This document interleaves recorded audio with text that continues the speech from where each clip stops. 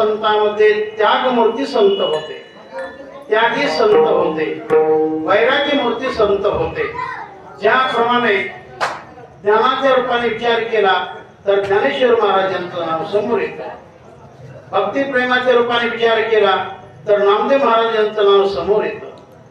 शांतीच्या रूपाने विचार केला सगळ्या संतांमध्ये नाथ महाराजांचं नाव समोर येतं. तसं सगळ्या संतांमध्ये वैराग्याच्या रूपाने जर विचार केला तर तुकाराम महाराजांचं नाव समोर येतं.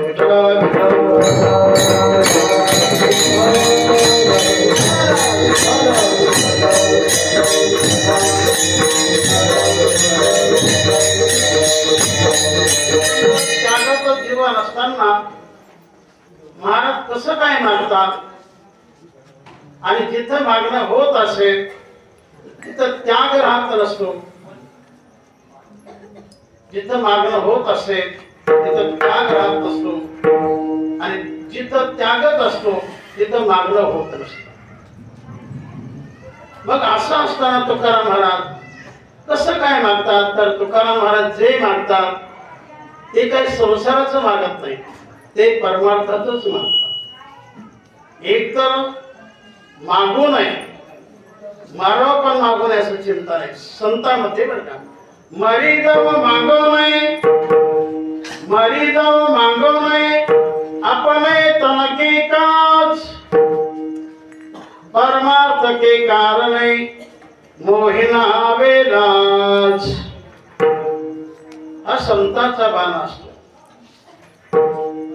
मागाव पण परमार्थाचं मागाव, संसाराचं मागू नये.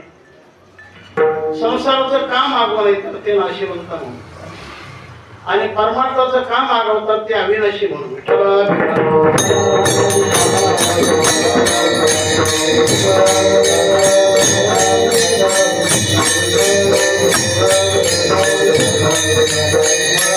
एक तर देवाला मागावं, आपल्याला जेवढं लागतं तेवढंच. आणि तर खरा भक्त असेल तर तो म्हणतो देवा मी तुला मागतच नाही, आणि जर तुझी इच्छाच असेल तर मला जेवढं लागतं तेवढंच दे आणि मला जिथं लागतं तिथंच दे, ज्या वेळेला लागतं त्याच वेळेला दे. याच्यापेक्षा तो आम्हाला द्यायचं नाही.